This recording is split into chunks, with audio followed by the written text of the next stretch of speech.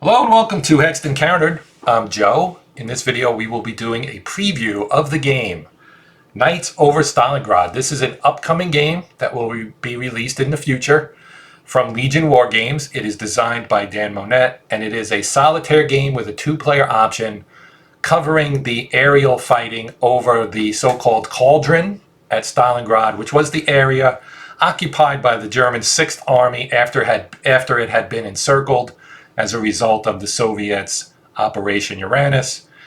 And so if you're playing as the Germans, because the game allows you to play as either the Axis side or the Soviet side, but if you're playing as the Axis, I said Germans, but actually you could also fly as the Romanians. So you have both of those options as well.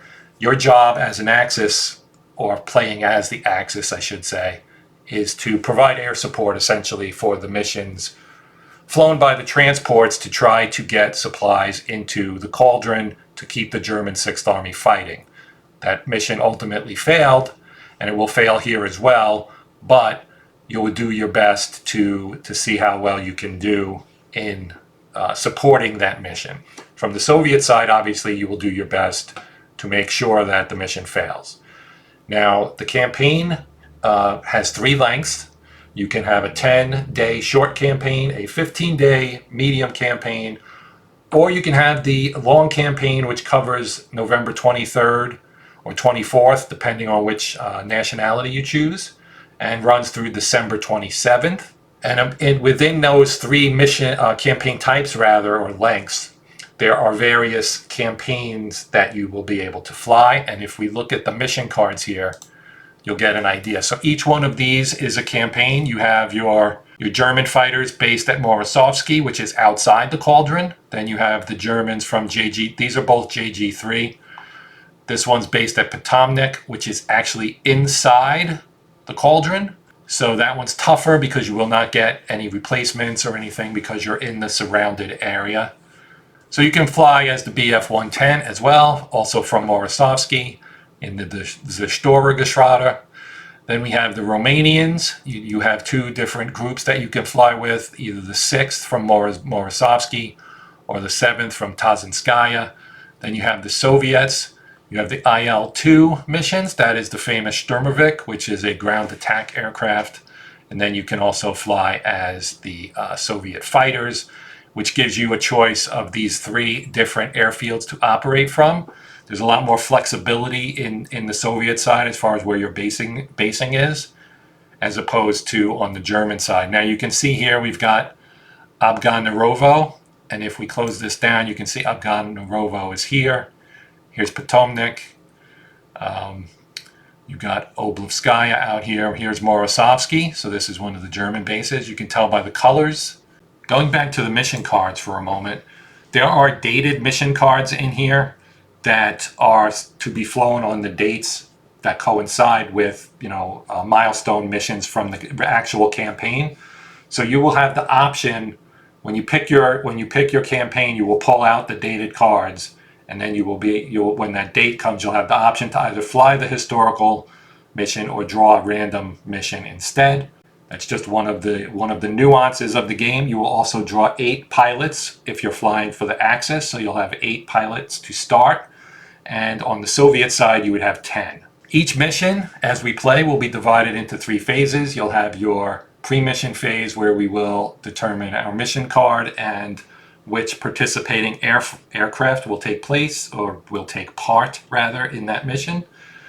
Then the flight phase, where we'll actually conduct the mission. That will include events and combat, and those will be resolved during that phase. And then the post-mission phase, where you will have to deal with your damaged and aircraft needing repairs.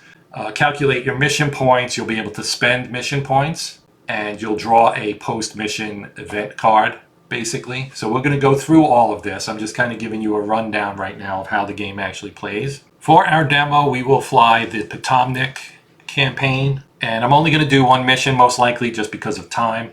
We will be drawing from this deck right here.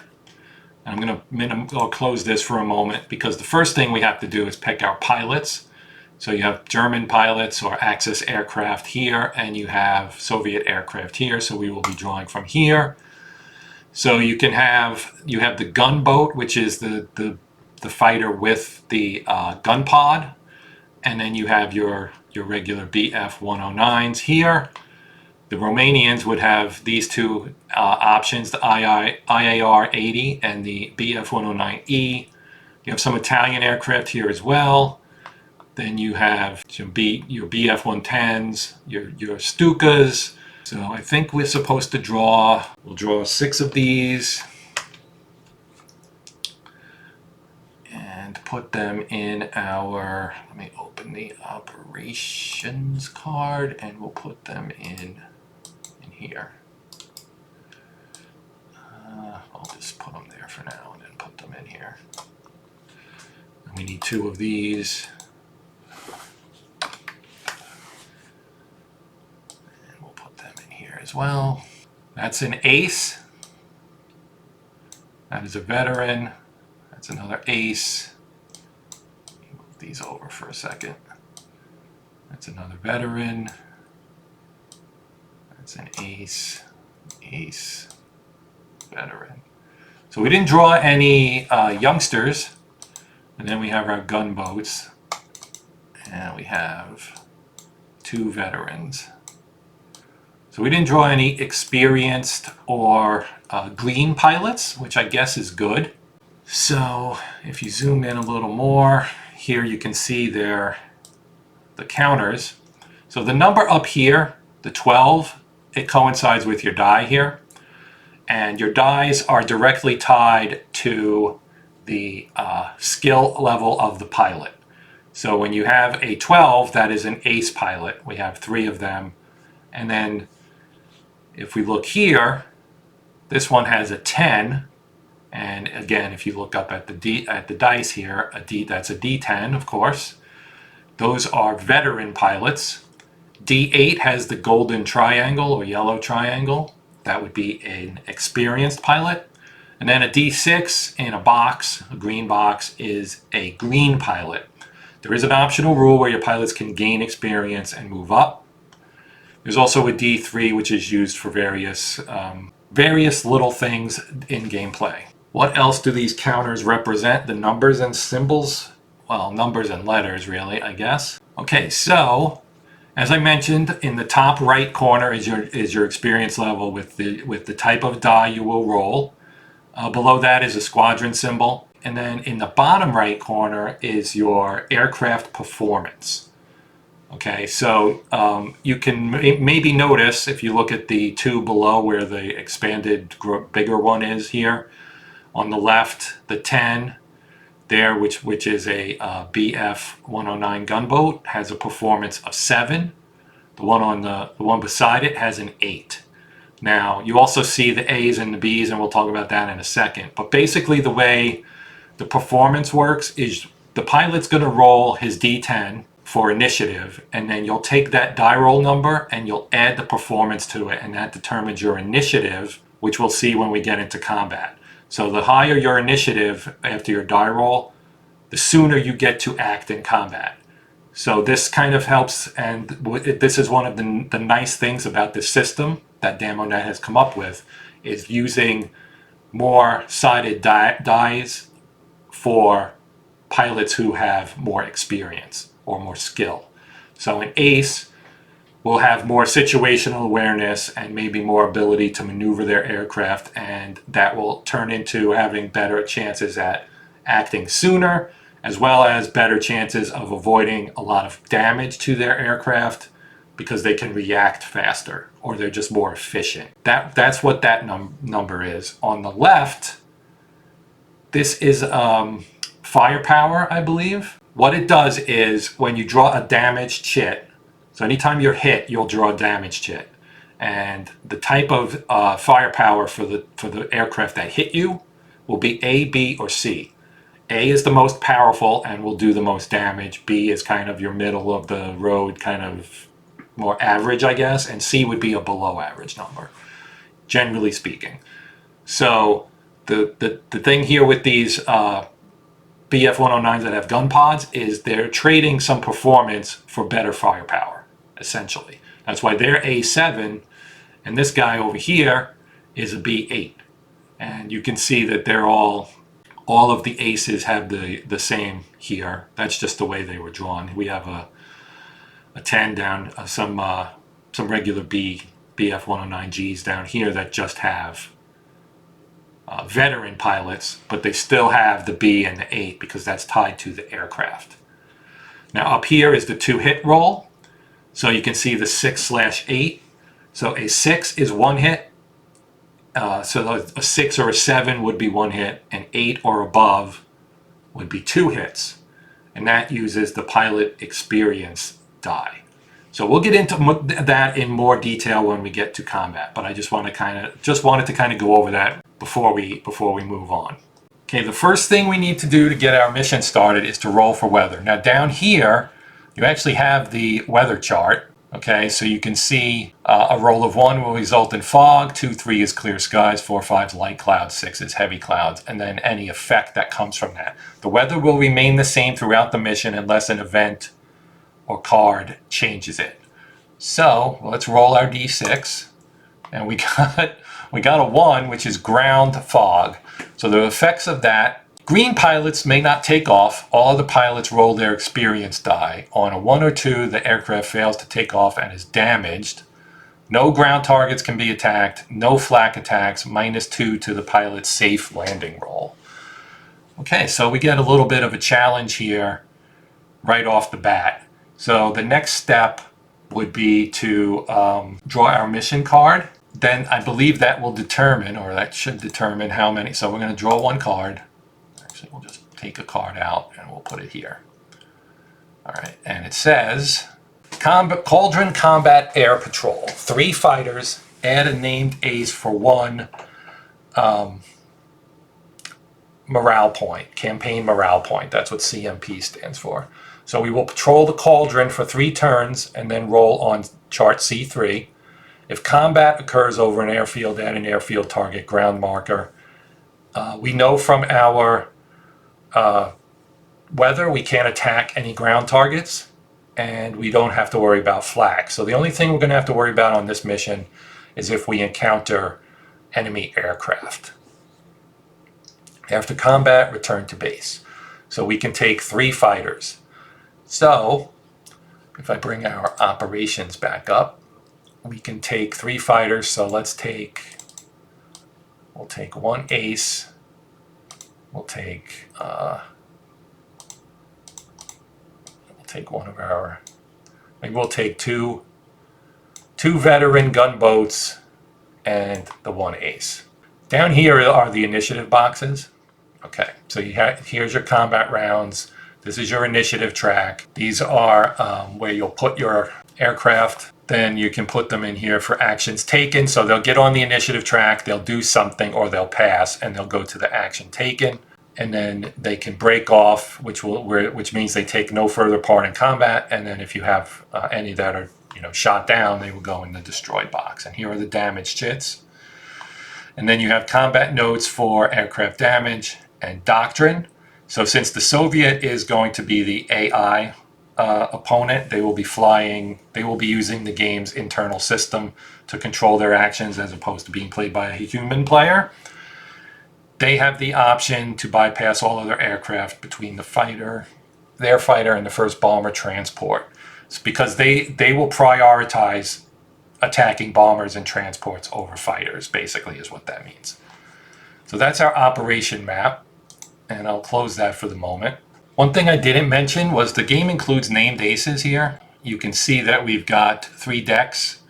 You can draw 1 out and get a named ace, and it'll tell you what they are. And since we have aces that we drew when we were drawing our aircraft, we could actually take a named ace with us. They get a couple of abilities. You can see he's got Eagle Eyes and Elusive, and he was a Staffel Capitan, or squadron leader of the 4th Staffel, which is the 4th squadron of JG3 during the Battle of Stalingrad.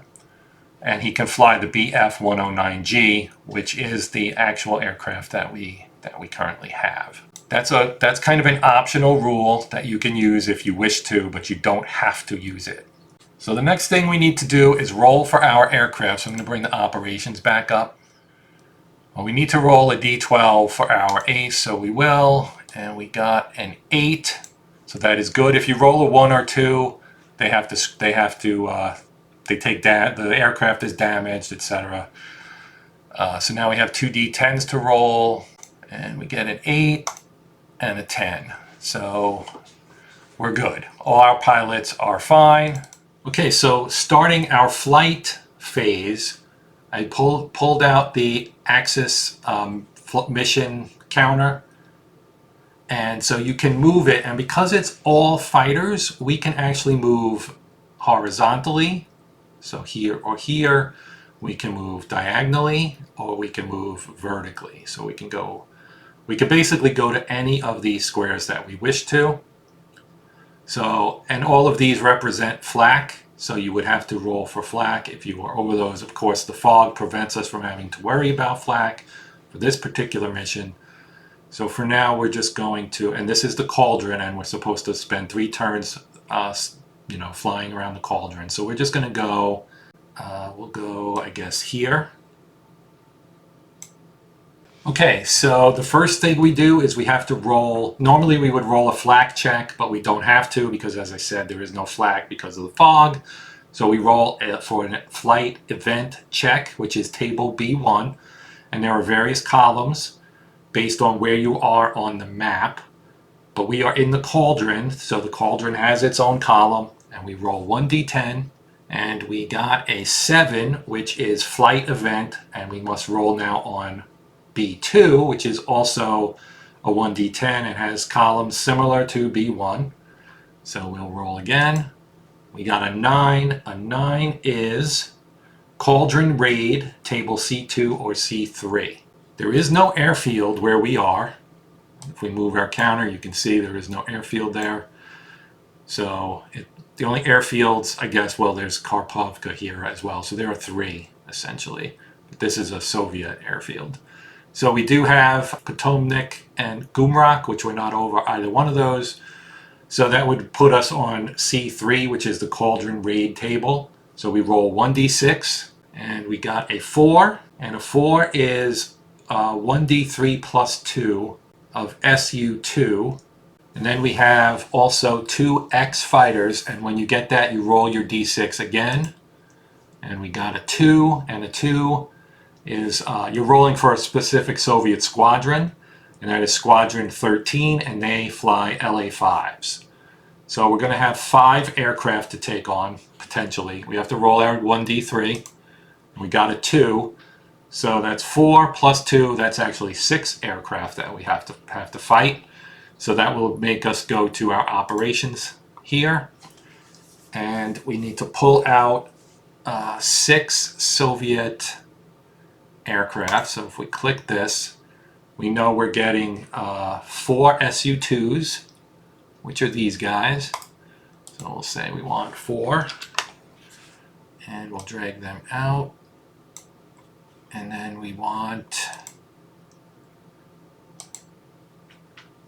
from Squadron 13, which is right here, we want 2. So two of these guys, and we drag them out as well. Okay, so now we begin the combat phase. So I've moved our aircraft over so we can take a better look at them. We have some various experience levels here between these aircraft. So we have 1 green, and these are the Su-2s. We have 1 green, 2 experienced, and 1 veteran. And then from Squadron 13 here, we have 2 LA-5s. 1 is green and 1 is a veteran. So no aces, which is nice. Now you can see some of these. We have C here for the firepower, 4 there. So our aircraft are superior. So even though we're outnumbered 2 to 1, you have to feel like the odds are fairly even, maybe even slightly favoring us depending on how initiative rolls go. So that's the next step, is to roll to figure out initiative. We have to look at another chart, chart B3, to determine detection advantage. To do this, we roll a d10. We got a 10. So your flight spots enemy, evade, or have combat with +2 initiative for first round. Yeah, we won't be evading. So, but we do get a +2 on our initiative roll, so that's kind of nice. All right, so bringing back our operations map. We'll roll for our ace first. So he has a 12. He'll be rolling a d12 and adding 8 to it, plus the 2 for the bonus from our detection advantage gives us a 10. So the highest he could go would be 22, I guess, but the most you can have is a 20. So let's roll our d12. And let me slide this down. We got a 9. So 9 plus 8 is 17, plus 2 is 19, so he goes here. Then we'll roll for this guy who rolls a d10. He rolled a 7, so 7 plus 7 is 14, plus 2 more is 16 boxes here. Then we'll do the same with this one. We rolled a 4, not great, 11, plus 2 is 13, so he goes here. Now we'll do the Russians. They've got a 6, and that's a green, so that's a d6. So here you see the impact. He got a 5, which is a great roll, and so that puts him in 11, because they don't get a bonus. Now we'll do this guy who's a veteran, so he gets a d10. He also gets a 5, plus 6 is also 11. Now this one gets a green and a 4, so that is a 4, so he's in 8. This guy here is experienced, so he rolls a d8 and adds 4. So he's 6 plus 4 is 10. Now these guys, this is another experienced. He rolls a 1. He's a 5. That's pretty bad. And then we have another veteran. He rolls a 7 plus 4 is 11. So there we have all our initiative figured out. There are 3 rounds. This would be round number 1. So you start with your highest here, and he can choose whoever he wishes to attack.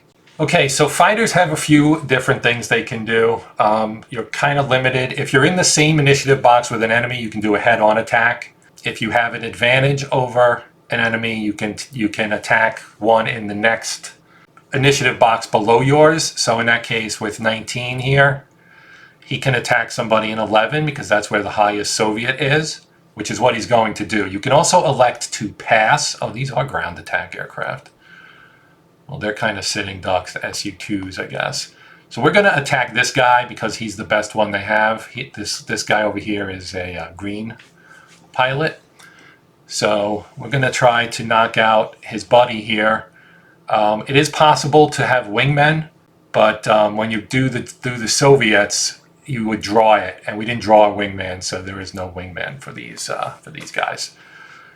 So what happens is we're going to have this guy attack this guy right here. Okay, so what we're going to do here is we're going to roll our d12 because this is an ace pilot here. So we're going to roll this, and his numbers here are a 6 for 1 hit. So 6 or 7 is 1 hit. 8 or above would be 2 hits. So we will roll our d12 and hope for a high number. We got an 8. So that's 2 hits. So he's got 2 hits, and now we would draw 2 damage chits. And the first one, and well, let me just hover over it so you can actually see it.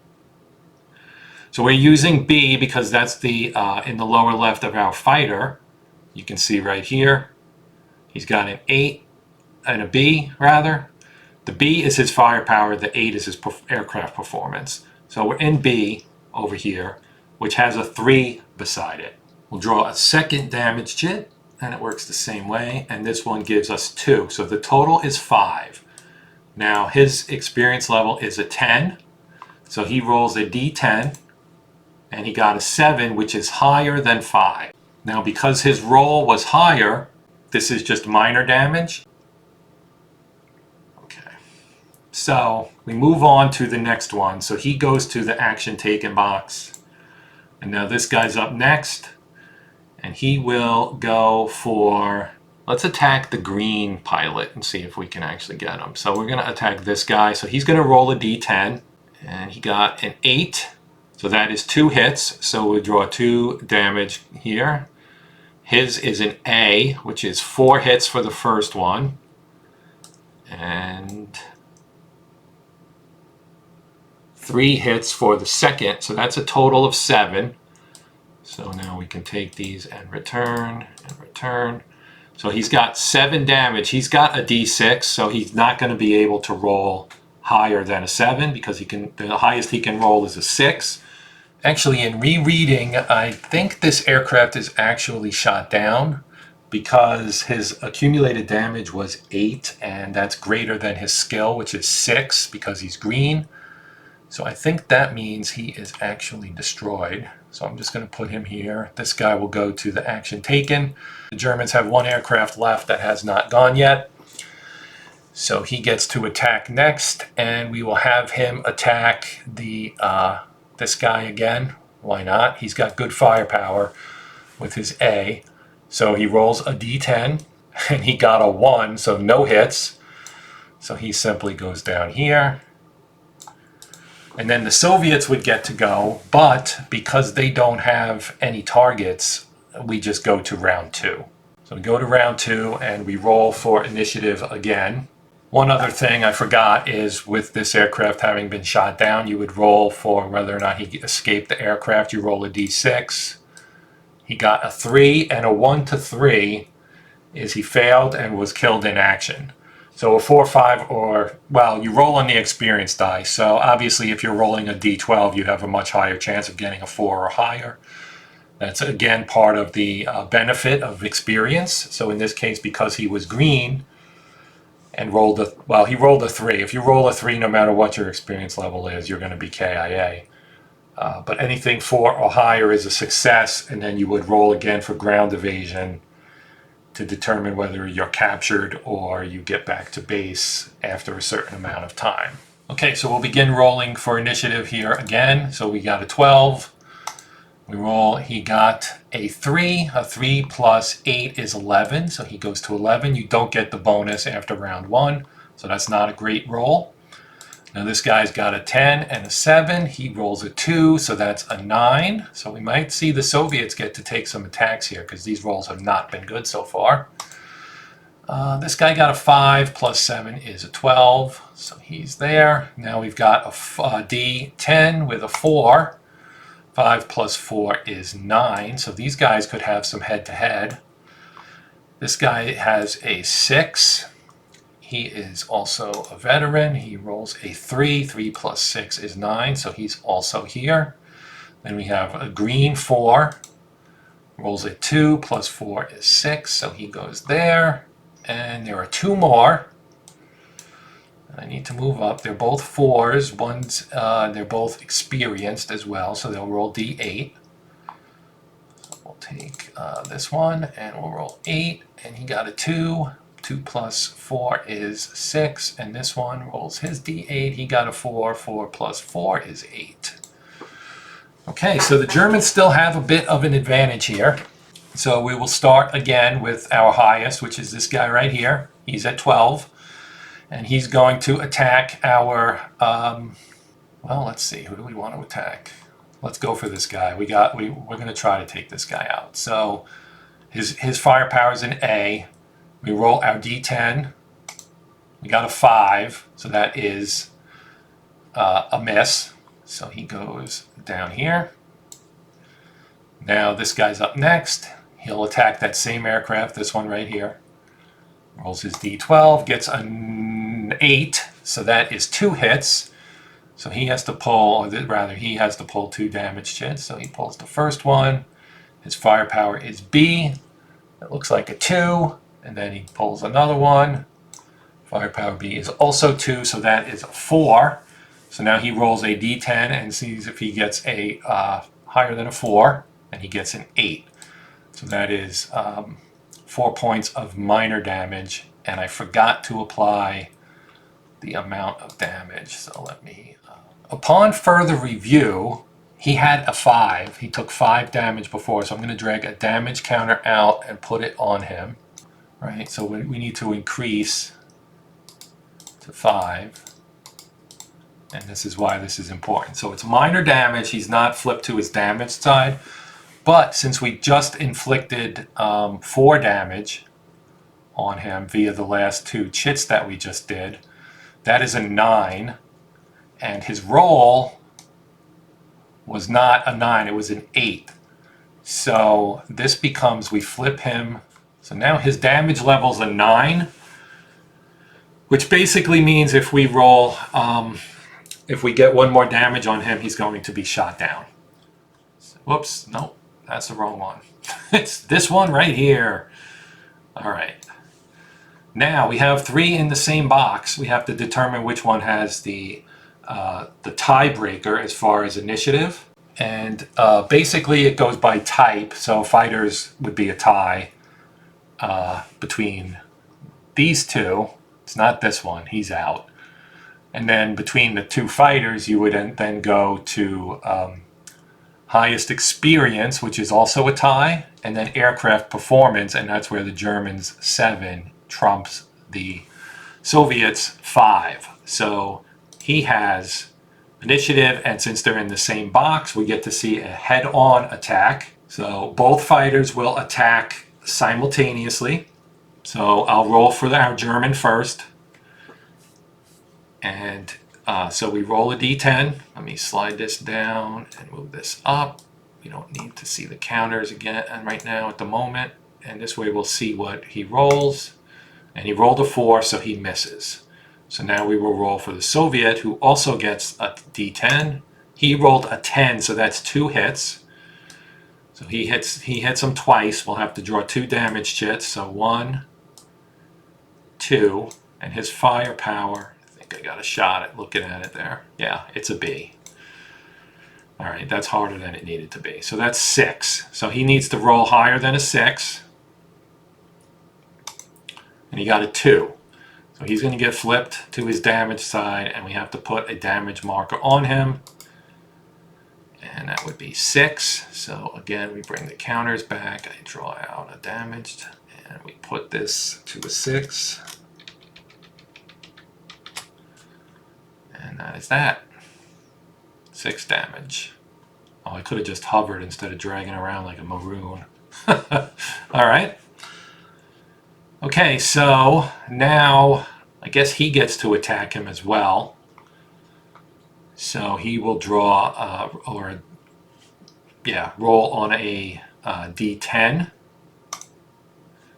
And he got a 5, which is a miss. So these guys are all done now. And we're going to start over for round 3. So we'll start again up here with this one. He's a d10. We roll. We got a 3. 3 plus 7 is 10. He has a 12. He rolls a 5. 5 plus 8 is 13. He has a 10. 10 plus 4 is 9. He has a 10 as well. 4 plus 6 is 10. Then he has a 10. 10 that is a 6. 6 plus 4 is 10. He has an 8.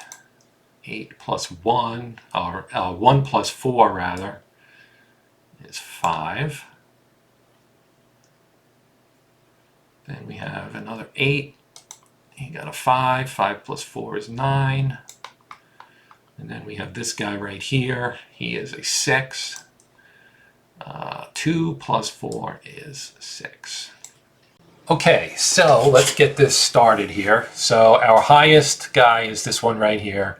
We will have him, because he has to by rule, he's going to attack this guy right here. So that is, well, I should just, it doesn't matter. So he's got a 12. So we roll our 1d12 and we get a 9. So that's 2 hits.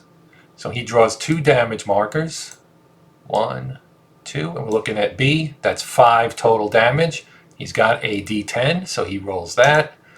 He rolled a 10, so he gets 5 damage, but he does not get flipped.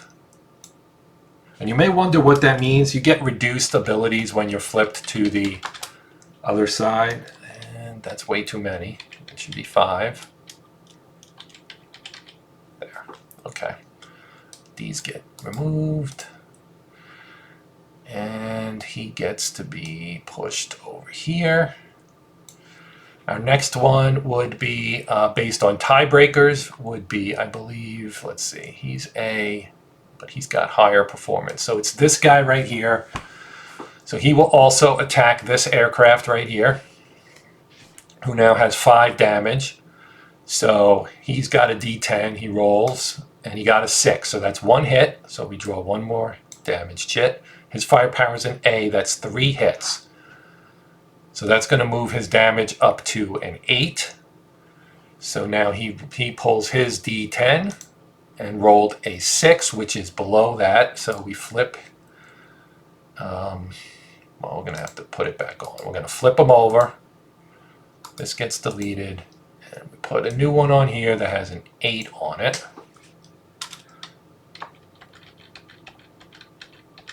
Okay. This guy goes to the action taken box.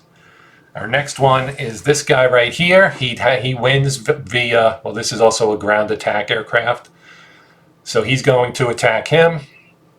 They are in the same box, so this would be a head-on attack and simultaneous resolution. This is risky because we could end up losing our pilot here.